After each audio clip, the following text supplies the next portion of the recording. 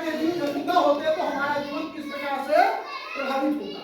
इस प्रश्न का आंसर यह है कि क्या पृथ्वी पे मनुष्य तो भगवान है ना, सर्वशक्तिमान है ना, बुद्धिमान है ना, तो क्या करे वो सभी जंतुओं को समाप्त कर दे, चाहे शिकार करके समाप्त करे, गोली मार के समाप्त करे, बम मार के समाप्त करे, ठीक है, उसको कोई पॉइजन खिला दे, जहर खिला करके मार डाले पशुओं को और निर्भीक होकर के वो रहे।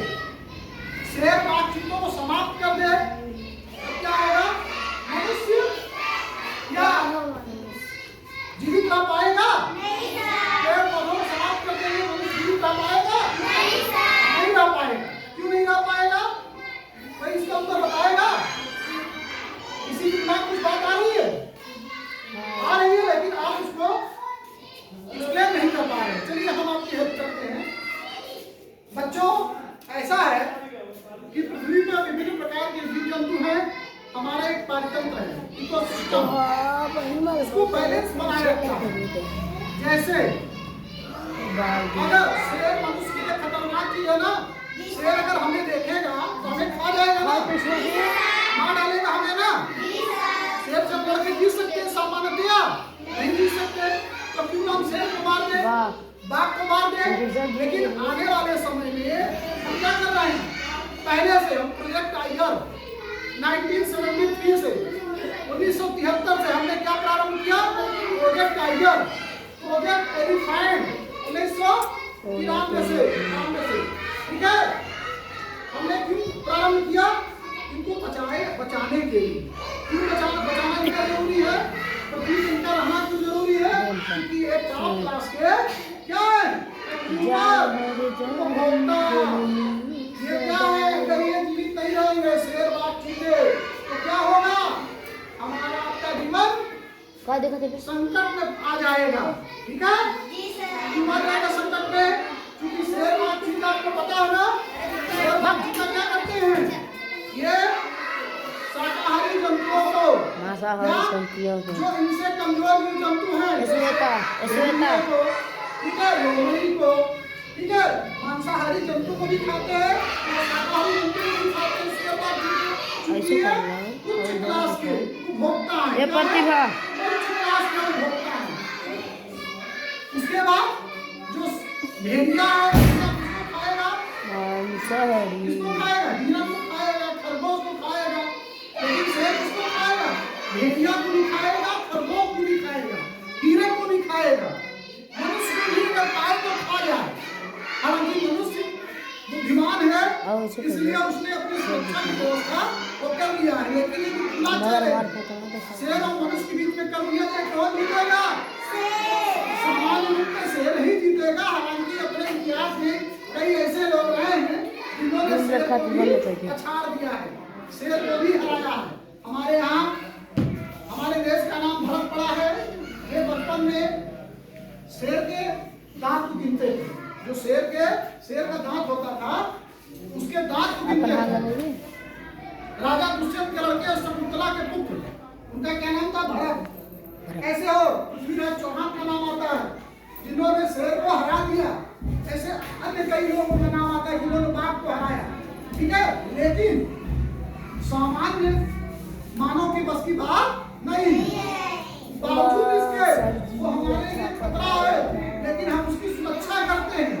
उसके लिए हम अलग से पार्क बनाते हैं, उसके लिए संरक्षण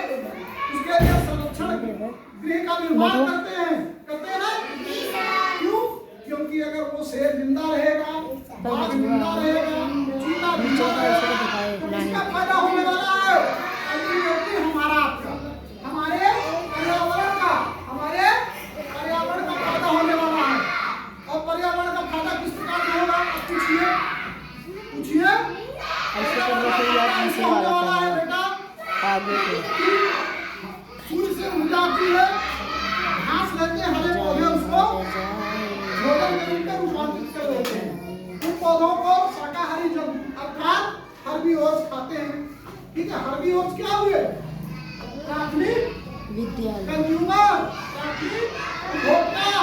उसके बाद प्राथमिक उपभोक्ता को कौन खाएगा, फिर हम सहूर के खाते हैं। सेकेंडरी उपभोक्ता, सेकेंडरी कंज्यूमर, ठीक है हम लोग, ठीक है, या हम लोग खाए या पता कितने रुपए कोई है? मांसाहारी जंतु खा लिया, अच्छा ठीक है, हाँ, समझ आई ऐसा समझ नहीं आई। है कि हम पौधों को भी खाते हैं, कई मनुष्य और मांस भी खाते हैं, ठीक है, इसलिए मनुष्य को सर्वाहारी में रखा गया है। किस पे रखा गया है?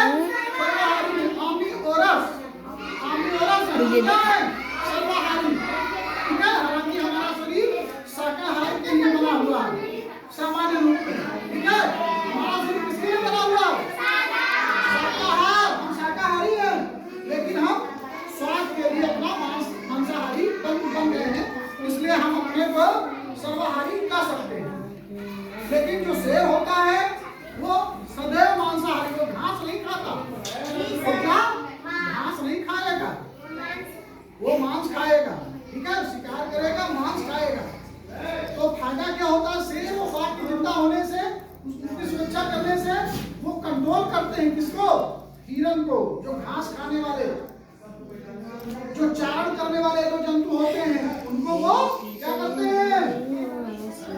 कंट्रोल में करते हैं, उनकी जनसंख्या का नियंत्रण करते हैं। अगर वो उसको न खाए मार के तो क्या होगा? उनकी संख्या बढ़ जाएगी ना, हिरण की संख्या बढ़ जाएगी, भैंसों की संख्या बढ़ जाएगी, जो घास खाने वाले जंतु हैं अन्य प्रकार के, उनकी संख्या बढ़ जाएगी। जब उनकी संख्या बढ़ जाएगी तो क्या करेंगे? वे चरेंगे, वे घास, ठीक है, पेड़ पौधों को समाप्त कर देंगे। जब पेड़ पौधे घास समाप्त हो जाएगा तो क्या पृथ्वी के प्रकाश संश्लेषण की क्रिया होगी? तो जो सूर्य का प्रकाश पृथ्वी पे इकट्ठा हो जाता है पौधों के द्वारा भोजन के रूप में, वो इकट्ठा हो पाएगा?